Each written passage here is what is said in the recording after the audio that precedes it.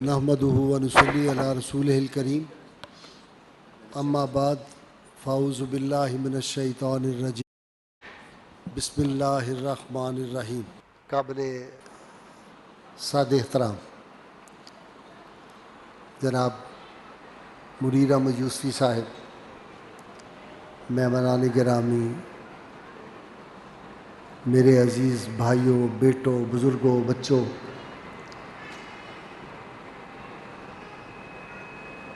सच्ची बात यह है कि अल्लामा मुनीर अहमद यूसुफ़ी साहब जो हैं, जो जब आते हैं तो मैं कभी इनका नाम नहीं बुलाया। मैं कहता हूँ ये जो दोस्त आते हैं इनके साथ प्रोग्राम के लिए, उनको पता है, मैं कहता हूँ कुतुब आलम आ गए भाई। तो ये इनकसारी से आगे कहते हैं अस्तगफिरुल्लाह। मैं तो एक बड़ा आजिज़ आदमी हूँ। मैंने एक दिन इन्हें कहा, आपको पता है ना मैं बड़ा बागी मिजाज आदमी हूँ, मैंने हुक्मरानों के सामने हूँ, बड़े बड़े जो फ़िरौन सिफ्त लोग जिनकी गर्दनें बहुत बुलंद होती थी और बड़े हमारे महकमे में भी थे, उनके सामने मैंने बातें सच्ची कर दी, सही बातें कर दी, कभी बर्दाश्त नहीं किया। तो मैंने कहा मैं दो आदमी मैंने देखे जी अपनी ज़िंदगी में, बहुत बुज़ुर्गों की मैंने ज़ियारत की है, लेकिन ये जो हमारा मौजूदा दौर है, एक मौलाना अबू दाऊद सादिक साहब रहमतुल्लाह अलैह गुजरांवाले वाले जिनका रज़ाए मुस्तफ़ा रिसाला निकलता था, और एक यूसुफ़ी साहब, इन दोनों को मैंने जितना देखा, और इनकी तारीफ़ कोई मुझे मकसूद नहीं, मेरे भाइयों की तरह है, मैंने बड़ी कोशिश की कि मैं इनकी कोई ना कोई बात ऐसी पकड़ूं, कोई गिरफ्त करूं कि जो कोई सुन्नत रसूल सल्लल्लाहु अलैहि वसल्लम के ख़िलाफ़ हो। यूसुफ़ी साहब का कमाल जो मैंने देखा, मुझे बहुत दुख होता था, मैं उलमा की तकरीरें सुनता था, दुआदार तकरीरें, अल्फाज बड़े ज़बरदस्त किस्म के, और अल्फाज भी इस तरह के होते थे कि मैं कुछ दिन इनकी तरह लोगों ने मुझे मजबूर कर दिया, डिफेंस में उन्होंने मेरा दर्स, तो मैं नहीं कहता, लेक्चर शुरू कर दिया। तो वो कोई हम 15 दिन बाद जाते थे, 15 दिन बाद जाते थे वहाँ डिफेंस में, बड़े पढ़े लिखे लोग आते थे।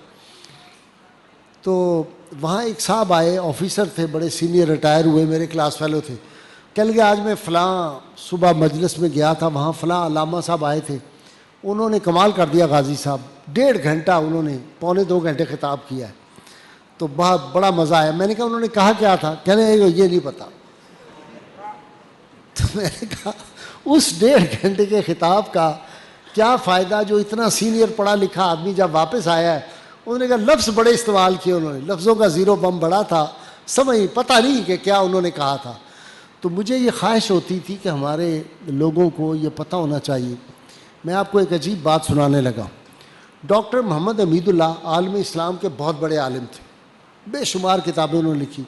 ये वाहिद आलिम है जिन्होंने अंग्रेज़ी में किताबें लिखी, जर्मनी में लिखी, तुर्की में लिखी, फ्रांसीसी में लिखी, अंग्रेज़ी में लिखी, अरबी में लिखी, उर्दू में लिखी किताबें, डॉक्टर हमीदुल्लाह की। और बड़े दरवेश आदमी थे, 96 साल की उम्र में उनका इंतकाल हुआ। फ्रांस में मैं उन्हें मिला। जिस तरह यूसुफ़ी साहब बड़ी मध्यम धीमी सुरों में बात करते हैं ना, आहिस्ता आहिस्ता, बड़ी मध्यम, वो भी इसी तरह बात करते थे। मैंने कहा डॉक्टर साहब सुनने वालों को दिक्कत होती है बाज़ुकात, और ऐसे करके सुनना पड़ता है कि क्या फरमाया आपने।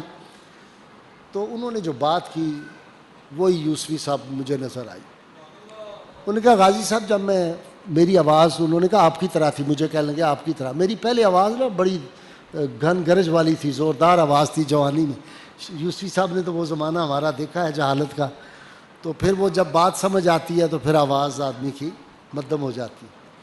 वो कहने लगे मैं जब फ्रांस में आया तो कहते एक दिन मैं बैठा हुआ था, कुरान शरीफ की आयत पढ़ी, ला तरफ़अू अस्वातकुम फ़ौक़ सौतिन नबी, कि हजूर सल्लल्लाहु अलैहि वसल्लम से अपनी आवाज़ों को बुलंद न करो। तो कहते यकदम ख्याल आया कि हजूर सैयद आलमीन सल्लल्लाहु अलैहि वसल्लम, जिस तरह जनाब मुनीर यूसुफ़ी साहब जब आते हैं ना हमारे प्रोग्राम में, तो बड़े मीठे अंदाज से बड़े मामलात अक़ायद दुरुस्त कर देते हैं। मैं इनको छेड़ने के लिए कह देता हूँ कि कलमा शरीफ का तर्जुमा तो ज़रा सुना दें हज़रत साहब। तो ये कहते हैं कि ला इलाहा इल्लल्लाहु मुहम्मद रसूलुल्लाह, अल्लाह के सिवा कोई माबूद नहीं, और नबी करीम सल्लल्लाहु अलैहि वसल्लम अल्लाह के रसूल। तो मैं फिर कहता हूँ, ये कहते हैं, मैं कहता हूँ हैं, ये हैं इस वक्त मौजूद हैं, क़यामत तक हैं? कहते हैं हाँ हैं, मौजूद है, इसी तरह हमें देख रहे हैं। تو کہنے لگے مجھے ڈاکٹر حمید اللہ کہنے لگے کہ جب یہ خیال آیا کلمے کا ترجمہ اور لا ترفعوا اصواتکم فوق صوت النبی، تو مجھے خیال آیا کہ کہیں یہ جو بہت چیخ چنگھاڑ کے لوگ باتیں کرتے ہیں یہ کہیں گستاخی میں شمار نہ ہو جائے۔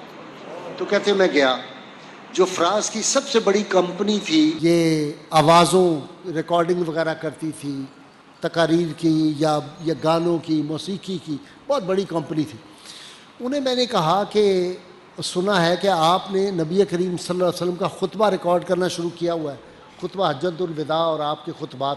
اور آپ کو میں یہ بات بتا دوں، میری سلطان بشیر صاحب سے بھی بات ہوئی جو پاکستان کے بہت بڑے سائنٹسٹ اور جنہوں نے ہمارا یہ میزائل سسٹم بنایا تھا، بڑے نیک اللہ والے آدمی، ان کے ساتھ میں نے پروگرام کیا تھا کہ نبی کریم صلی اللہ علیہ وسلم کی حیات کے بارے میں۔ وہ تو الگ بات ہے، آپ میں سے جنہوں نے دیکھا ہوگا دیکھا کہ جب ایک سٹیج ایسی آئی کہ سلطان بشیر بھی، ان کی بھی زبان رک گئی اور آنسوؤں کی زبان تھی اور میری بھی زبان رک گئی، تو ہمیں پیچھے سے وہ کنٹرول روم میں کہہ رہے تھے کیا کر رہے ہیں، جلدی کریں جلدی کریں، آپ تو چپ کر گئے، پروگرام رک گیا۔ ہماری ہمت نہیں پڑ رہی تھی بات کرنے کی۔ میں نے جب سلطان بشیر سے پوچھا نا کہ جب میں اور آپ گفتگو کر رہے ہیں تو یہ حیات کے بارے میں جو سائنسی آپ ثبوت دے رہے ہیں تو حضور صلی اللہ علیہ وسلم اس وقت مجھے اور آپ کو دیکھ رہے ہیں؟ تو جب انہوں نے کہا نا کہ دیکھ رہے ہیں اسی طرح جیسے آپ میرے سامنے بیٹھے ہوئے ہیں، تو بس پھر ان کی عجیب حالت ہوگی، ان کا سرکار دیکھ رہے ہیں، میری بھی وہی حالت ہوگی ان کے ساتھ۔ تو ڈاکٹر حمید اللہ صاحب نے یہ ان سے پوچھا تو انہوں نے کہا جی کہ ہم نے خطبہ تو ریکارڈ کر لیا ہوا ہے، ٹیکنالوجی اتنی ہو گئی ہے کہ حضرت آدم کا اور جناب نوح کا خطبہ بھی ہم نے ریکارڈ کر لیا ہوا ہے، لیکن آوازوں میں ابھی اور آوازیں مکس ہیں، اس کو ہم صاف کر رہے ہیں۔ ایک وقت آئے گا کہ جب آپ، ہم شاید نہ ہوں، ہماری اولادیں، ہمارے پوتے جو ہیں وہ نبی کریم صلی اللہ علیہ وسلم کی آواز مبارک سن رہے ہوں گے، اور یہ بھی ممکن ہے کافی حد تک کہ وہ ویڈیو میں دیکھ رہے ہوں، زیارت کر رہے ہوں آپ صلی اللہ علیہ وسلم کا خطبہ سامنے فضا میں موجود ہے۔ جو سرکار نے فرما دیا اس کو فنا نہیں ہے، آپ کی آواز مبارک کو بھی فنا نہیں ہے، یہ موجود ہے، قیامت تک موجود ہے۔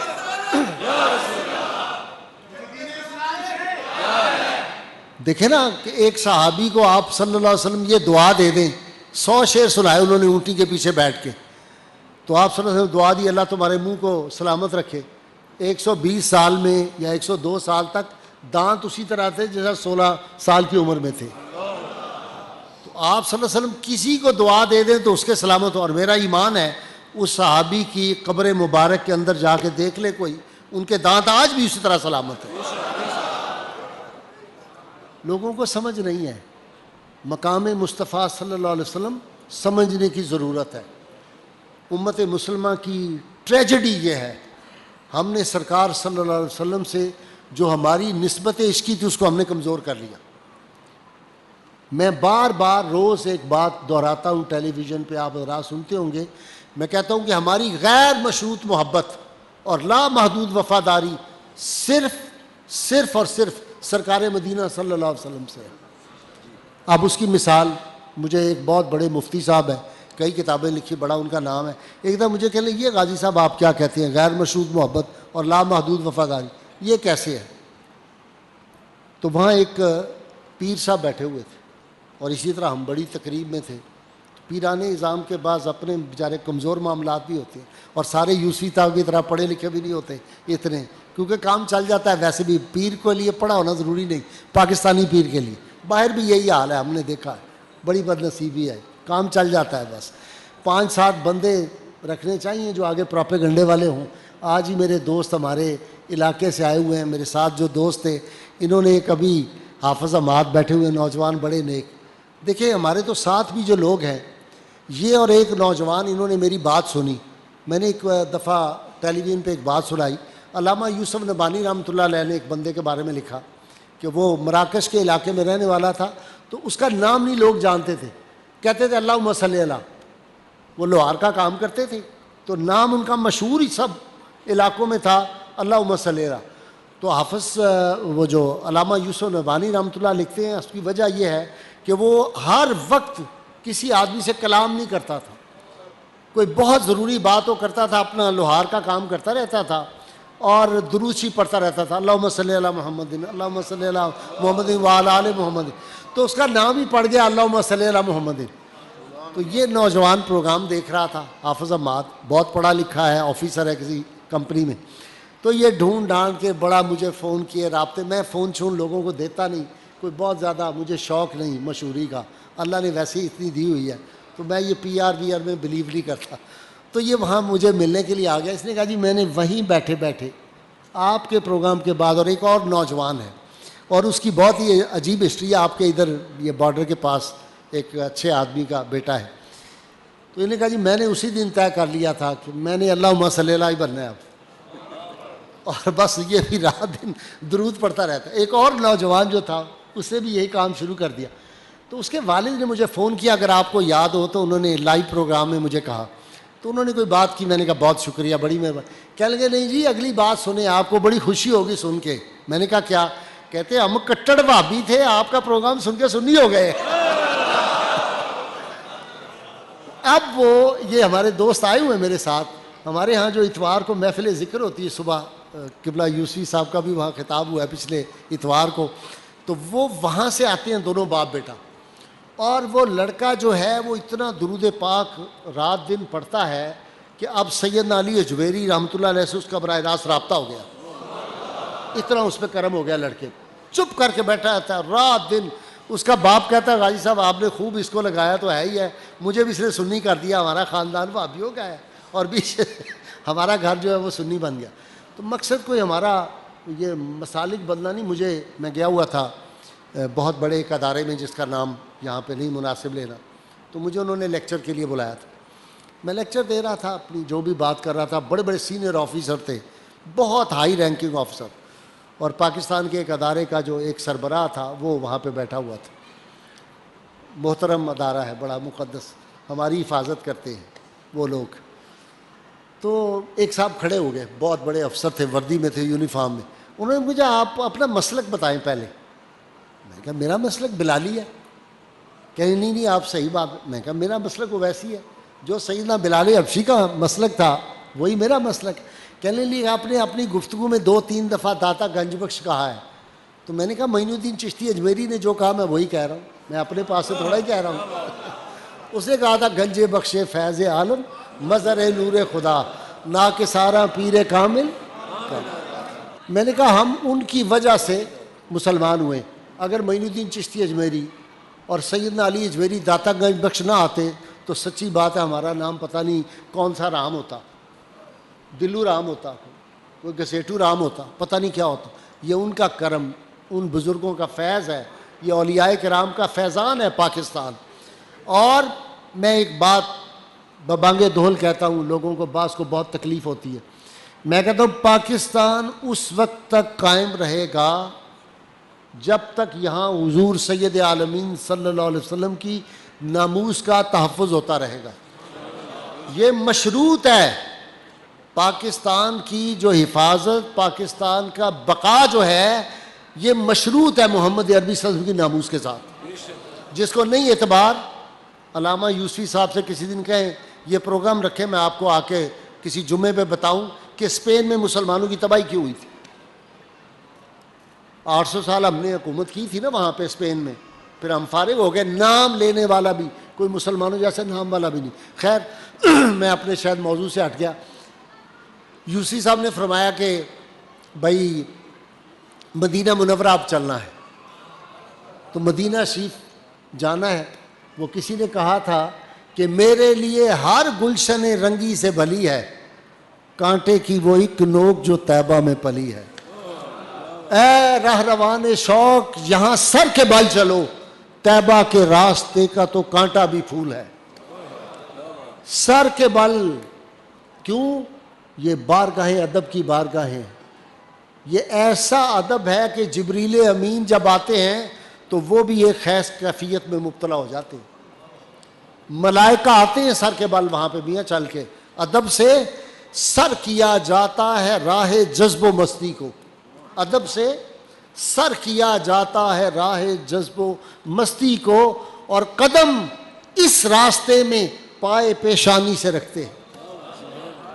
یہ وہ ادب ہے، یہ وہ بارگاہ ہے. جب مدینہ منورہ جانے لگیں تو آپ ذہن میں پہلے تیار ہو کے جائیں آپ اس بارگاہ مقدس میں جا رہے ہیں جس کے لیے حضور سید عالمین صلی اللہ علیہ وسلم نے ارشاد فرمایا، مجھے حکم ہوا، آپ نے فرمایا اب میں اس شہر کی طرف ہجرت کرنے جا رہا ہوں، وہاں پہ ہجرت کرنے کے لیے جا رہا ہوں، اس طرف ہجرت کر رہا ہوں جو دنیا کے سارے شہروں کو کھا جائے گا، جو دنیا کے سارے شہروں کو کھا جائے گا۔ مدینہ منورہ رقبے کے لحاظ سے آپ ذرا دیکھیں نا، بظاہر بڑا مختصر لگتا ہے۔ بھائی صاحب اس رمضان میں وہاں تھا، اللہ توفیق دیتا ہے ہر رمضان میں، اس رمضان میں بھی مسجد نبوی میں جب میں نے جمعہ ادا کیا تھا تو تقریباً 20 لاکھ کے قریب انسان موجود تھے، اور دنیا کے کسی خطے کا آپ نام لیں وہاں کا بندہ موجود تھا وہاں پہ، ہر رنگ، ہر نسل کا، ہر ملک کا، ہر زبان بولنے والا۔ اور دوسری بات کیا ہے، امریکہ میں بہت زیادہ پراپرٹی مہنگی ہے، آپ کو پتہ ہے امریکہ میں بعض علاقے اس کے ہیں، دنیا میں پوری ورلڈ میں میں آپ کو بتا رہا ہوں سب سے مہنگی پراپرٹی، کسی جگہ انچوں کے حساب سے زمین نہیں بکتی، آپ سمجھ گئے، فٹوں کے حساب سے بکتی ہے، گزوں کے حساب سے بکتی ہے۔ دنیا میں ایک ہی بستی ہے جہاں پہ انچوں کے حساب سے زمین کی قیمت بنتی ہے، سب سے مہنگی زمین مدینہ منورہ کی ہے، سب سے مہنگی۔ یہ تو دنیاوی لحاظ سے ہے نا، مطلب آپ کہیں گے کہ جی مثلا وہاں پہ اس وقت بھی زمین جو ہے وہ 8-10 کروڑ روپیہ مرلہ ہوگی ہمارے پاکستانی روپے کے حساب سے، جو مسجد نبوی کے ارد گرد زمین ہے وہ اتنی مہنگی ہے، لیکن اس بارگاہ میں اس کی قیمت کیا ہے، پوری دنیا ایک طرف اور مدینہ منورہ کا ایک ٹکڑا زمین کا ایک طرف۔ اس پہ آپ کو بڑی عاشقانہ ایک لطیفہ بھی سنا دوں۔ استاد مامدین گجراتی کے بارے میں آپ نے بڑے لطیفے سنے ہوں گے کہ ان کی شاعری کے بارے میں بڑے لطیفے بنے ہوئے ہیں، ان بیچاروں نے تو پتہ نہیں کوئی 200 شعر کہے ہوں گے، 1000 شعر لوگوں نے ویسے گھڑ دیے ان کے بارے میں کہ ان کی گلی میں نہ جا مامدینہ، کہ ان کی گلی کے کتے واڑتے ہیں، ایسے ایسے شعر۔ گجرات میں بننے لگا ہے ہوائی اڈہ، کارپوریشن نے کوئی ایٹر اڑا نہ چھڈا۔ تو وہ علامہ اقبال کے چونکہ ہم اثر تھے نا، تو استاد صاحب کی علامہ سے لگ پھگ گئی، وہ علامہ کو ذرا سخت سست کہتے تھے علامہ اقبال کو۔ علامہ اقبال نے کتاب لکھی بانگے درا، گھنٹی کی آواز، علامہ کی مشہور کتاب ہے نا شاعری کی، بانگے درا۔ استاد صاحب کو لوگوں نے کہا جی وہ اقبال نے تو بانگے درا لکھ دی ہے۔ استاد نے کہا اچھا ٹھیک ہے، انہوں نے کتاب لکھی بانگے دہل، ڈھول کی آواز کہنے لگے اس کی گھنٹی ہے میرا ڈھول ہے۔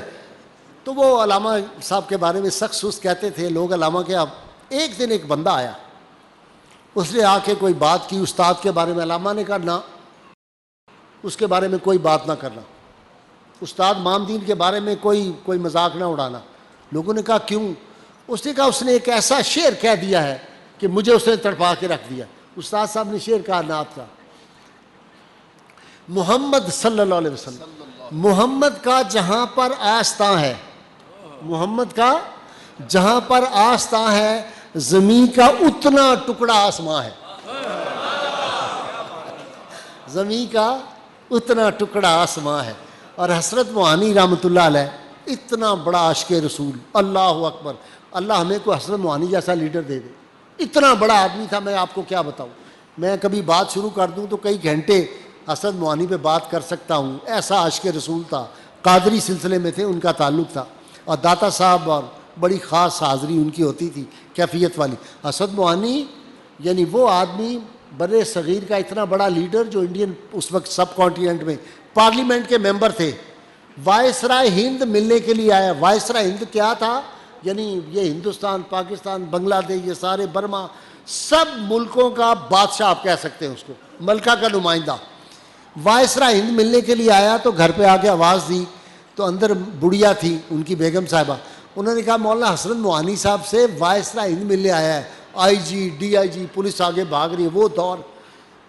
انہوں نے کہا بھائی وہ مولانا صاحب سامنے نل پہ پانی بھر رہے ہیں، سامنے پانی نلکے پہ بھرنے کے لیے گئے ہوئے تھے، تو یہ پولیس والے بھاگے، انہوں نے لوگوں کا پیچھے ہٹو پیچھے ہٹو پیچھے، مولانا کو جلدی پانی دو۔ انہوں نے کہا نا میاں، ہماری بالٹی 18 نمبر پہ پڑی ہے، ہم اپنی باری پہ پانی لیں گے، لوگوں کو تنگ مت کرو۔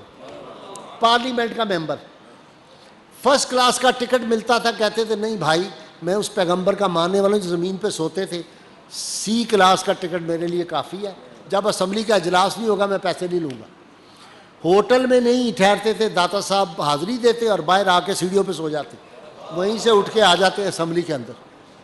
اس نے کہا مدینہ منورہ جانے لگے نا، انہوں نے کہا پھر آنے لگی شہر محبت کی ہوائیں، پھر آنے لگی شہر محبت کی ہوائیں، اور پھر پیش نظر ہو گئی جنت کی فضائیں۔ ہائے ہائے ہائے، اے قافلے والو وہ پھر آنے لگی شہر محبت کی ہوائیں، پھر پیش نظر ہو گئی جنت کی فضائیں، اور اے قافلے والو کہیں وہ گنبد خضرا پھر آئے نظر ہم کو کہ تم کو بھی دکھائیں، اور کرتے ہیں عزیزان مدینہ کی جو خدمت، حسرت انہیں دیتے ہیں سب دل سے دعائیں۔ یہ کیا شہر ہے جس طرف آپ جا رہے ہیں؟ یہ شہر مقدس وہ ہے جس کے بارے میں نبی کریم صلی اللہ علیہ وسلم نے ارشاد فرمایا، یا اللہ مکہ جس طرح پیارا اور برکت والا ہے، مدینہ کو اس طرح برکت والا بنا دے۔ اور پھر ارشاد فرمایا، یا اللہ مدینہ کو دوہری برکت والا بنا دے۔ مکہ مکرمہ میں 50 برکتیں، مدینہ منورہ میں 100 ملیں گی۔ مکہ مکرمہ میں 1000 برکتیں، مدینہ منورہ میں 2000 ملیں گی۔ دوستو اس شہر میں تم جا رہے ہو۔ وہ منیر قصوری ہمارا دوست ہے، بڑا مشہور نعت گو شاعر، ہمارا ہم جماعت تھا، پنجاب یونیورسٹی میں آج کل فالج ہوا ہے، اللہ اس کو صحت عطا فرمائے۔ انہوں نے بڑی کمال کی نعت لکھی ہے، آپ نے سنی ہوگی ٹیلی ویژن پہ۔ وہ کہتا ہے کہ میری الفت مدینے سے یوں ہی نہیں، میرے آقا کا روضہ مدینے میں۔ جس دن اس نے لکھی نا منیر قصوری نے، میں کہا منیر یار تمہارا ایک شعر پہلے میں ہمیشہ پڑھتا تھا، اور اب تم نے ایسا شعر کہہ دیا میں پوری رات سو ہی نہیں سکا۔ میری الفت مدینے سے یوں ہی نہیں، میرے آقا کا روضہ مدینے میں ہے، اور میں مدینہ کی جانب نہ کیسے کھنچوں، میرا دین اور دنیا مدینے میں ہے۔ اور کمال کا اس نے شعر کہا، کہنے لگا کہ دربار مصطفیٰ میں جہاں آپ جا رہے ہیں، حضور صلی اللہ علیہ وسلم کا دربار ہے۔ میں ایک دفعہ ایک عدالت میں پیش ہوا، فل بینچ بیٹھا ہوا تھا، میں نے بات کی، میں نے کہا جی پہلے تو یہ میں نے فیصلے دنیاوی پیش کیے تھے، تو اب میں دربار مصطفیٰ صلی اللہ علیہ وسلم کا فیصلہ پیش کرتا ہوں۔ تو اللہ تعالیٰ معاف کرے، بس وہ بد نصیب جج بیٹھا ہوا تھا جو سربراہی کر رہا تھا، کہ میں نہیں درباروں کو مانتا، چھوڑیں دربار صرف اللہ کا ہے۔ میں نے کہا آپ گستاخ ہیں، آپ جاہل آدمی ہیں، آپ کو پتہ ہی نہیں ہے، آپ کیسی بات کر رہے ہیں؟ شبیر شاہ حفظ آبادی کا بیٹا میرا شاگرد ہے، وسیم الحسن، وہ ساتھ، انہوں نے کہا سر فلانا توہین عدالت۔ میں کہا وہ توہین رسالت کر رہا ہے تو آپ توہین عدالت کی بات کرتے ہیں، میں کیسے برداشت کروں؟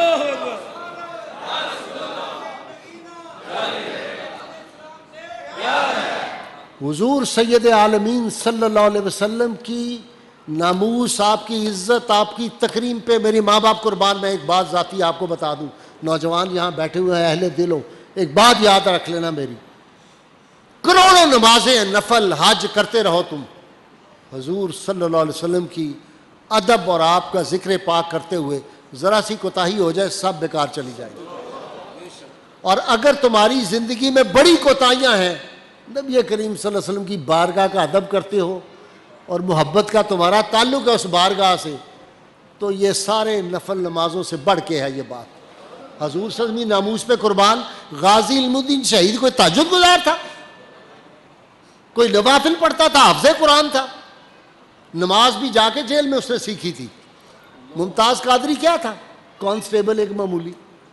ہم گزرتے ہیں جب گھر کے باہر نکلتے ہیں تو وہ ہمیں سیلوٹ کرتے ہیں بیچارے کھڑے ہو کے، کیا حیثیت ہوتی کانسٹیبل کی؟ لیکن ایمان سے بتاؤ اتنا بڑا جنازہ 14 صدیوں میں کسی کا ہوا ہے؟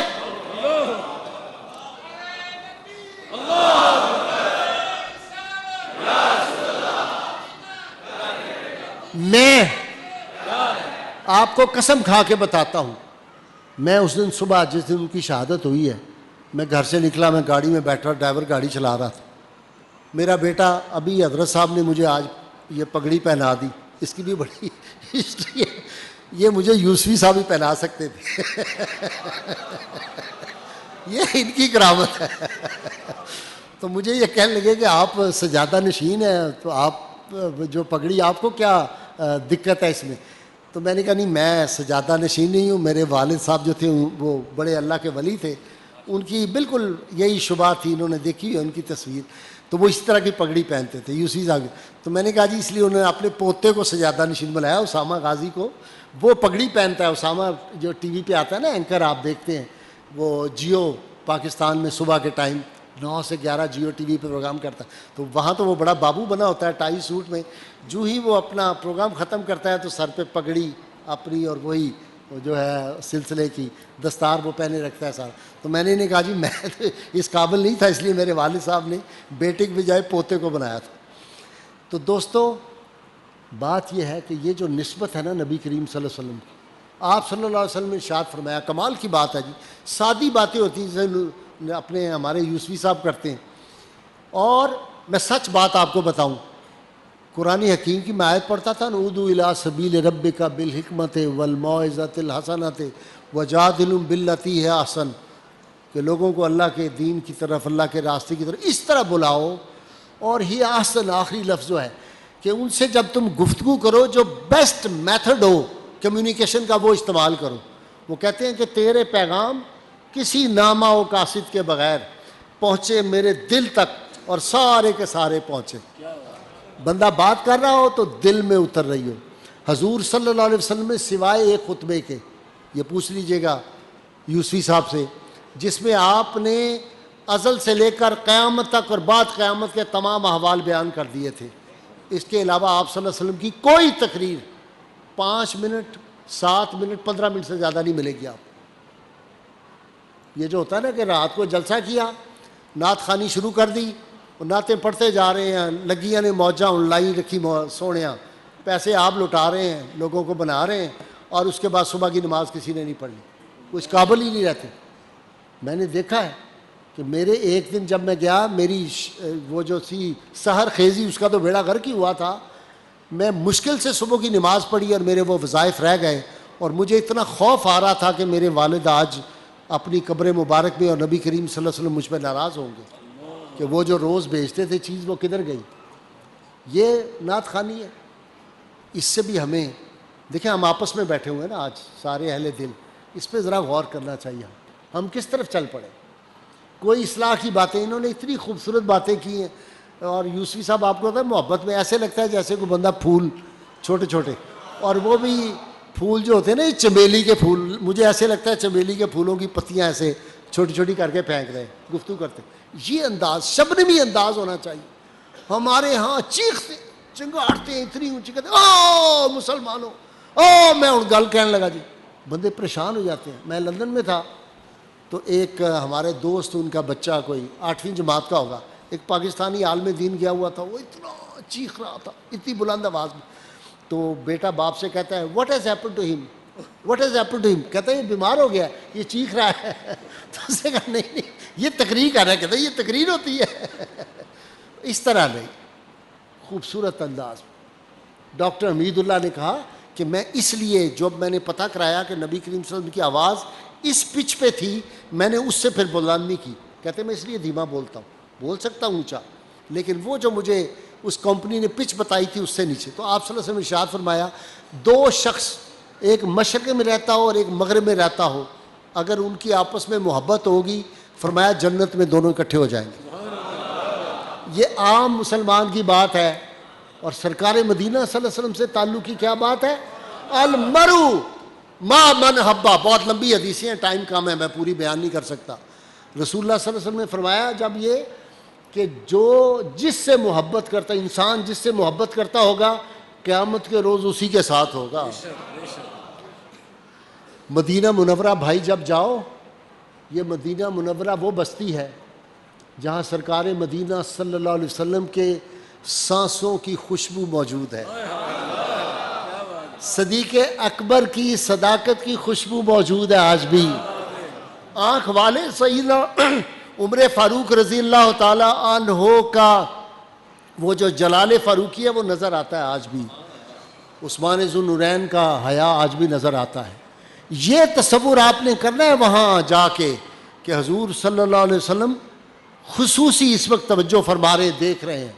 اور آپ صلی اللہ علیہ وسلم فرمایا ہے کہ گند میل اور کچیل جو ہے وہ مدینہ منورہ میں نہیں رہ سکتا.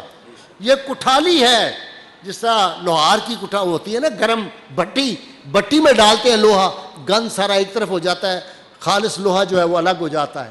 تو بھائی مدینہ منورہ میں اپنے آپ کو پاک صاف کر کے جانا ہے. اور سب سے بڑا وظیفہ یہ ہے کہ یہیں سے آپ نے درود پاک پڑھنا شروع کر دینا، کوئی گفتگو نہیں کرنی.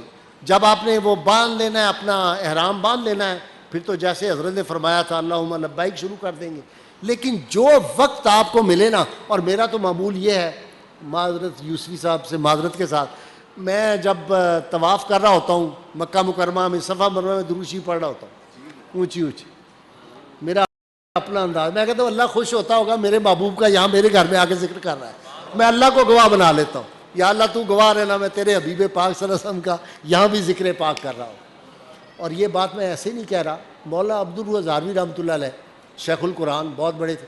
یہ پیر میلی شاہ صاحب کے پہلے تھے مرید، اور بعد میں خواجہ غور الدین صاحب رحمۃ اللہ علیہ جند ارشید والوں کے ہو گئے تھے. تو دونوں اکٹھے گئے حج کے لیے. تو انہوں نے رستے میں پوچھا عبدالرؤف ہزاروی صاحب نے حضرت صاحب سے، سائیں غور الدین صاحب سے، کہ حضرت وظیفہ بتائیں مکہ میں کیا پڑھیں مدینہ میں کیا پڑھیں. کہنے لگے مکہ میں دروشی پڑھتے رہنا، مدینہ سبحان اللہ واب حمدی سبحان اللہ العظیم پڑھنا. وہ کہنے لگے کیوں، کس طرح حضرت، یہ کیا آپ کر رہے ہیں؟ انہوں نے کہا شاید حضرت بھول گئے. کہنے لگے یار دوست کے سامنے دوست کی تعریف کی ہے تو وہ بہت خوش ہوتا ہے. تو یہ دیکھو تم نے اگر زیارت کرنی ہے تو یہ کرنا. اب بات آ گئی تو ان کی ایک بات ایمان افروز سن لیں. مجھے نہیں پتا وقت کا کیا حساب کتاب ہے، آپ نے کھانا بھی کھانا ہے.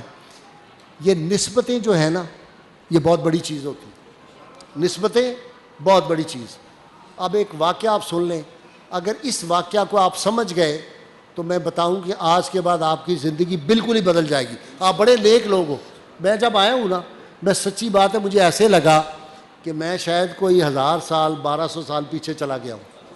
یہ تو میں نے کہا یہ تو کرنے اول کے حجازی مجھے لگ رہے ہیں یہاں پہ، جس طرح کی سفید پگڑیاں، ماحول، خوبصورت انداز ہے آپ کا، تو مجھے بڑی راحت ہوئی. خواجہ غور الدین صاحب رحمۃ اللہ علیہ کا ایک مرید تھا، سائیں صاحب، پتہ نہیں کیا نام تھا، میرے ذہن سے نکل گیا، سائیں کالو تھا یا اس طرح کا تھا. حضرت صاحب کے پاؤں دبا رہا تھا. درویش کی موج ہوتی ہے. حضرت صاحب موج میں آئے، انہوں نے کہا سائیں لے پھر اج لے کچھ تینوں دے دینے ہیں، لیکن ایک شرط ہے یہ اظہار نہ کری، لکا کے رکھی، کم لکان والا ہوتا ہے. کوئی خاص چیز دے دی. وہ جب عطا ہو گئی تو سائیں صاحب کے ہاتھ سے کرامات شروع ہو گئی، روز کرامات. لوگ بڑے متاثر. لوگوں نے کہا سائیں تو بہت پہنچا ہوا ہے، کرامات پہ کرامات ہو رہی. حضرت صاحب نے پیغام بھیجا کہ سائیں کو کہیں کہ خبردار ہو، تمہیں سمجھایا تھا کہ ظرف سنبھال کے رکھو اس کو. وہ کہتے ہیں نا کہ کہہ رہا ہے جوش دریا سے سمندر کا سکوت، جس کا جتنا ظرف ہے اتنا ہی وہ خاموش ہے. ان کا سنبھال کے رکھنا ہے. لب خشک رہے، اندر تمہارے سمندر چل رہے ہوں، لک کے رہو. میں کہتا ہوں نا قطب عالم کے اندر توبہ توبہ، میں غازی صاحب آپ کا غلام ہوں، خادم ہوں آپ کا. یہ انداز اختیار کرنا چاہیے. ہمارے یہاں 4 کتابیں پڑھ لی پھر سنبھالے نہیں جاتا، بندہ قابو نہیں آتا. وہ کہتا ہے مجھ سے بڑا علامہ کوئی نہیں. 4 سوال پوچھتے ہیں، 4 باتیں کریں تو 5ویں کا اس کو پتہ نہیں ہوتا. تو اس لیے عجز اور انکساری رہنی چاہیے. جب اس نے جواباً کہا، لوگوں نے کہا نا کہ حضرت صاحب نے پیغام بھیجا ہے، اس نے کہا اب ہم خود حضرت صاحب ہو گئے ہیں. انہوں نے کہا میں بہت اونچا پہنچ گیا ہوں. جب آپ کو یہ بات پہنچی نا، سب کچھ سلب کر لیا. فارغ ہو گئے سائیں صاحب. 15 دن بعد سائیں صاحب مر گئے. چہرہ سیاہ ہو گیا بالکل. یہ توا نہیں جو ہوتا روٹیاں پکانے کا پچھلی طرف اس کی، وہ والا، اور لکڑیوں والا جو. بچے اس کے ڈر گئے، شکل بدل گئی. انہوں نے جلدی سے اس کو بند کیا کمرے کے اندر، اور وہ آپ کی خدمت میں آئے. کہا حضرت ہمارا باپ مر گیا، اس کو معاف کر دیں، غلطی ہوگی اس سے. اس کا چہرہ بدل گیا ہے. آپ نے فرمایا نہیں، اس نے ہمیں دکھ دیا ہے، تکلیف دی ہے. اور دیکھیں وہ جو حدیث پاک پڑھتے ہوتے ہیں نا یوسفی صاحب، من عاد علی ولی فقد اذنتہ بالحرب، جس نے میرے ولی سے دشمنی کی، حدیث قدسی ہے، اللہ فرما رہا ہے. اور معاذ بن جبل رضی اللہ تعالیٰ راوی ہیں، کہتے ہیں میں نے خود رسول اللہ صلی اللہ علیہ وسلم سنا ہے، اور رو رہے تھے حضور صلی اللہ علیہ وسلم کے معاجہ شریف کے سامنے بیٹھ کے. سیدنا عمر فاروق آئے، انہوں نے کہا معاذ اتنی تمہاری آواز بلند ہو رہی ہے، رو رہے ہو، کیا تمہیں تکلیف ہے، کیا بات ہے؟ انہوں نے کہا حضور صلی اللہ علیہ وسلم کی بات یاد آ گئی، اس پہ رو رہا ہوں. کہا کیا؟ کہ آپ صلی اللہ علیہ وسلم نے فرمایا تھا کہ دین کے معاملے میں ذرا سی خود نمائی بھی شرک ہے. ٹو ٹپا میں جا رہا ہوں، 10 بندے آگے 10 پیچھے، ہٹو بچو، بندوقوں والے پیچھے ہیں، پہلے جا کے فائرنگ کر رہے ہیں، وہ نہیں درویش. یہ دیکھیں نا یوسفی صاحب آج اتنی سپیڈ میں چل رہے تھے، مجھے لگا کہ کوئی 25 سال کا نوجوان اتنی سپیڈ سے آ رہا ہے، ادھر جا رہا ہے ادھر جا رہا ہے. یہ برکت ہے بھائی. اس عمر میں تو سب گھٹنے پکڑ کے بیٹھے ہوتے. یہ ہے دین کی برکت، یہ ہے نسبت. وہ بہت منت کی، سماجت کی، مختلف لوگ لائے سفارش کے لیے. خواجہ گور الدین صاحب رحمۃ اللہ نے فرمایا میرا دل بڑا دکھی ہے، میں نہیں معاف کر سکتا. اللہ کے ولی کا دل دکھا دینا یہ تو تباہی ہے میری. اور پھر اللہ کے محبوب صلی اللہ علیہ وسلم کے بارے میں کوئی ہرزہ سرائی کر دے تو پھر سوچو کیا حال ہوگا. نسلیں تباہ ہو جائیں گی، نسلیں تباہ ہو گئی. جو گستاخ تھے حضور صلی اللہ علیہ وسلم کے، ان کی نسلیں ختم ہو گئی، کوئی نام لینے والا باقی نہیں رہا. اور آج بھی میں آپ کو بتاؤں، کوئی حلال زادہ ذالک ظلیم جس کو کہا تھا نا، اللہ نے گالی دی. آپ کو پتہ ہے دین اسلام میں کتنا ادب احترام ہے. واقعات ہوتے میں آپ کو بتاتا کہ صحابہ نے کس طرح کی گالیاں دی ہیں جنہوں نے نبی صلی اللہ علیہ وسلم کی شان میں گستاخی کی. اللہ نے کہا ذالک ظلیم، یہ حرام زادہ ہے جو آپ کی شان میں گستاخی کر رہا ہے. قرآن میں ہے. اور یہ گالی اگر پڑھی جائے تو ثواب ہوتا ہے. یہ اب یوسی صاحب بتائیں گے کتنی نیکیاں ملتی ہیں ایک ایک حرف کے بدلے. تو جو آدمی نبی کریم صلی اللہ علیہ وسلم کی شان پاک میں گستاخی کرتا ہے، آپ اس کا پتہ کر لیں، اس کا باپ، اس کی ماں، اس کا دادا، اوپر کوئی نہ کوئی کہیں گڑبڑ ہے، ورنہ ہو نہیں سکتا. کبھی نہیں ہو سکتا کہ کوئی حلال زادہ ہو اور حضور صلی اللہ علیہ وسلم کی شان پاک میں گستاخی کرے. یہ میری تحقیق، میرا ایمان ہے. میں نے کئی لوگوں کے بارے میں جب ریسرچ کروائی تو پتہ لگا کہیں نہ کہیں معاملات گڑبڑ ہے. یہ سوچنا چاہیے. تو سائیں صاحب نے ایک خان ملک تھے ہمارے دور کے عزیز، یہ نواب زادے آپ نے سنا ہوگا گجرات والے. تو نواب خان ملک آپ کا مرید تھا سائیں گوہر الدین صاحب رحمۃ اللہ علیہ کا. 6.25 فٹ کا، اتنا چوڑی چھاتی، بڑا خوبصورت جوان، بڑی بڑی مونچھیں رکھی ہوئی تھی. اپنے مرشدوں کا بڑا احترام کرتا تھا اور جا کے پاؤں چھونے اور بڑی عزت کرنی. اس کو لے گئے سفارش کے لیے. جب خان ملک نواب آدمی تھا، جب سامنے ہوا نا تو حضرت چارپائی پہ بیٹھے ہوئے تھے. تحمد یوسفی صاحب کی ذرا سفید باندھا ہوا، پگڑی باندھ کے بیٹھتے تھے وہ. آپ نے فرمایا خان ملکا تو نہیں سی آنا، ساری دنیا آندی تو نہیں سی آنا، تینوں نہیں پتا انہیں میرا دل دکھایا سی. اب جواب سن لیں تو آپ کی زندگیاں بدل جائیں. خان ملک نے کہا حضرت صاحب ہم نواب لوگ ہیں، 200 400 500 مربع کے مالک ہیں.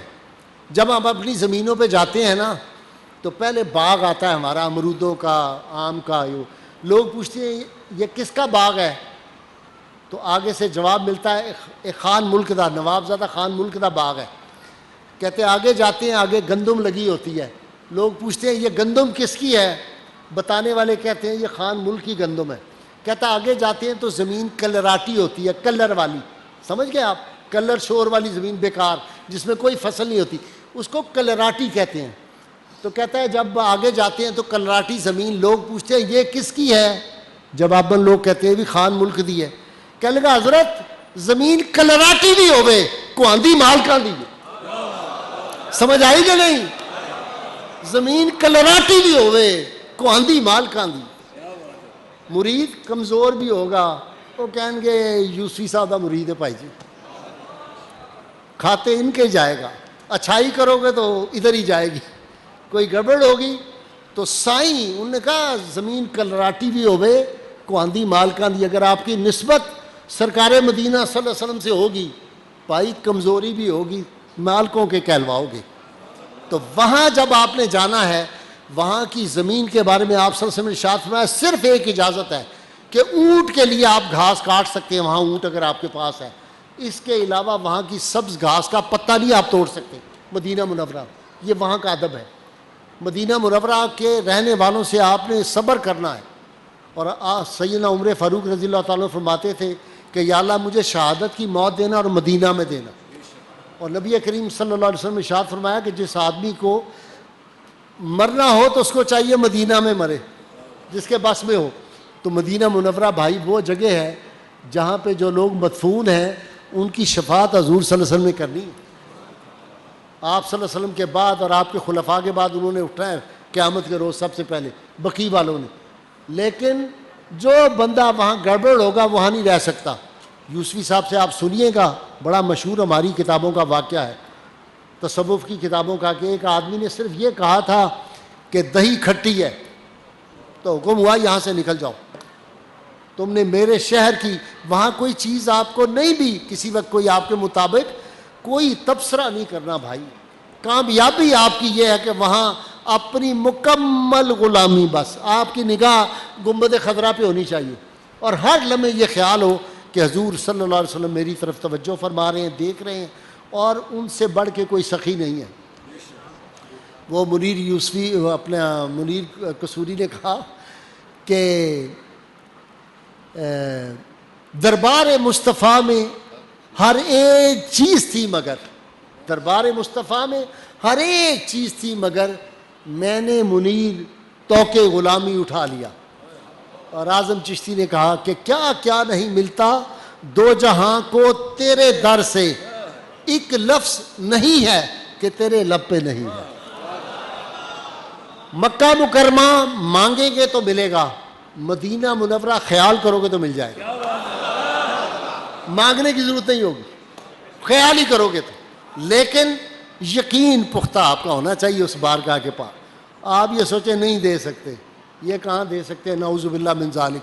ایسے ایسے بد نصیب آ گئے جو کہتے ہیں کہ اب ہمارا ان سے تعلق, آپ دیکھتے ہیں ٹی وی پہ کیا کیا بکواس ہوتی ہے, ہمارا تعلق ختم ہو گیا, وہ دنیا سے چلے گئے. میں نے کہا ایک لمحے کے لیے جو آدمی یہ تصور کر لے کہ حضور صلی اللہ علیہ وسلم سے اس کا رابطہ ختم ہو گیا ہے, اس کا ایمان سلب ہو گیا, ختم ہو گیا. ایمان کو تو تازگی مستقل, یہ جو بجلی کا کنیکشن ہے اس کو توڑیں نہ ذرا, بجلی کو ابھی کاٹیں, یہ بلب روشن ہو کے مجھے دکھا دیں. یہ ایمان کا بلب جو ہے یہ وابستہ ہے حضور صلی اللہ علیہ وسلم کی محبت سے, آپ کے تعلق سے. نبی کریم صلی اللہ علیہ وسلم, نعوذ باللہ یہ تصور کر لے بندہ کہ وہ نہیں ہے, موجود نہیں, ختم ہو گئے, تو بھائی وہ تو نبی کی ضرورت پڑ جائے گی, نبی کی نئے نبی کی ضرورت پڑے گی آپ کو. ختم نبوت کا عقیدہ ختم ہو جائے گا آپ کا. ختم نبوت یہی ہے کہ نبی. اور آخری بات میں کر کے ختم کر رہا ہوں. علامہ اقبال نے بڑی خوبصورت بات کی. علامہ اقبال نے کہا میرا ایمان یقین اور عقیدہ ہے کہ نبی کریم صلی اللہ علیہ وسلم جس طرح 14 صدیاں پہلے اپنے صحابہ پہ کرم فرمائی کرتے تھے, صحابہ کو نوازتے تھے, آج بھی اپنے چاہنے والے اپنے غلاموں کو اسی طرح فیض یاب فرما سکتے ہیں اور فرماتے ہیں. لیکن میں اس بات کا برملا اظہار اس لیے نہیں کرتا, کہا کہ کم ظرف لوگ اس پہ معترض ہوں گے, اور مجھے یہ برداشت نہیں کہ کوئی حضور صلی اللہ علیہ وسلم کے بارے میں بات ہو رہی ہو اور وہ معترض ہو جائے. یہ ہے عقیدہ اسلاف کا. بس وہاں جائیں اور ہر وقت آپ کے ذہن میں بس یہ ہو کہ وہ ہے نا کہ نگاہ عشق و مستی میں وہی اول وہی آخر, وہی قرآن وہی فرقان, وہی یاسین وہی طٰہٰ, وہ دانائے سبل ختم الرسل مولائے کل, جس نے غبار راہ کو بخشا فروغ وادی سینہ. پیر نعیم الحق صاحب نے مجھے کہا کہ وہ حافظ مظہر الدین کا دعائیہ شعر بھی ان کو سنا دیں تاکہ یہ وہاں جا کے یہ دعا مانگے. حافظ مظہر الدین جب گئے نا, بڑے عاشق رسول سے, آپ کو پتہ ہے مولانا نواب الدین صدقوہی رحمۃ اللہ علیہ کے یہ صاحبزادے تھے. حافظ مظہر الدین کوہستان میں لکھتے تھے. مرزا غلام احمد قادیانی جس خاتون محمدی بیگم سے شادی کرنا چاہتا تھا نا, نہیں ہوئی, بڑے جھوٹے اپنے قصے سناتا تھا, اس سے حضرت نواب الدین صدقوہی کی شادی ہوئی تھی. وہ خاتون ابھی فوت ہوئی ہے 10-15 سال پہلے, محمدی بیگم جو تھی. اتنے حسین آدمی تھے. مرزا غلام احمد قادیانی کو کہنے لگے بھائی اللہ نے جو نبی بنانا ہوں تے تیرے ورگے بجرو بنانا سی, میرے جو حسین نو بنانا 6.25 فٹ. ان کے بیٹے کیا بات کیا گئے, مدینہ منورہ گئے, ہوئے ہوئے ہوئے. پہلے تو انہوں نے یہ کہا کہ آؤ کہ ذکر حسن شہ بحر و بر کریں, آؤ کہ ذکر حسن شہ بحر و بر کریں, جلوے بکھیر دیں شب غم کی سحر کریں, اور وہ حسن میرے پیش نظر ہے, اگر اسے جلوے بھی دیکھ لیں تو طواف نظر کریں. اور عشق نبی میں غیر پہ تکیہ حرام ہے, اے عشق آ کے بے سرو ساما سفر کرے. اب انہوں نے کیا کہا، مدینہ منورہ چلے گئے، گنبد خضرا کے سامنے جب پہنچے نا تو پھر انہوں نے کمال کی بات کہہ دی، اسی پہ میں ختم کر رہا ہوں. ادھر بھی نگاہ کرم یا محمد صلی اللہ علیہ وسلم، ادھر بھی نگاہ کرم یا محمد صلی اللہ علیہ وسلم، ادھر بھی نظر بے سہاروں کے والی، نگاہوں میں ہے تیری بخشش کا عالم، کھڑے ہیں تیرے در پہ تیرے سوالی. جہاں سے ملی تھی بسیری کو چادر، جہاں کیف ساما تھی روح غزالی، وہیں لے کے آیا ہوں پھولوں کے گجرے، وہیں لے کے پہنچا ہوں پھولوں کی ڈالی. اور پھر رو کے کہتے ہیں کبھی ایک زمانے میں تھی وجہ نازش، تیرے نام لیواؤں کی شان عالی، مگر اب تو ہے عبرتوں کا فسانہ، ہم اہل مصیبت کی آشفتہ حالی. اور پھر دعا کہتے ہیں، اور آپ سب نے آمین کہنا ہے، کہتے ہیں یا رسول اللہ ہمیں پھر عطا ہو شان بوذر، یا رسول اللہ ہمیں پھر عطا ہو شان بوذر، ہمیں پھر عطا ہو شان بلالی، دمکتے رہیں تیرے گنبد کے جلوے، سلامت رہے تیرے روضے کی جالی. دمکتے رہیں تا قیامت رہیں، دمکتے رہیں تیرے گنبد کے جلوے، اور سلامت رہے تیرے روضے کی جالی. اور جب تک گنبد خضرا سلامت ہے، گنبد خضرا خدا تجھ کو سلامت رکھے، دیکھ لیتے ہیں تجھے پیاس بجھا لیتے ہیں. وآخر دعوانا الحمدللہ.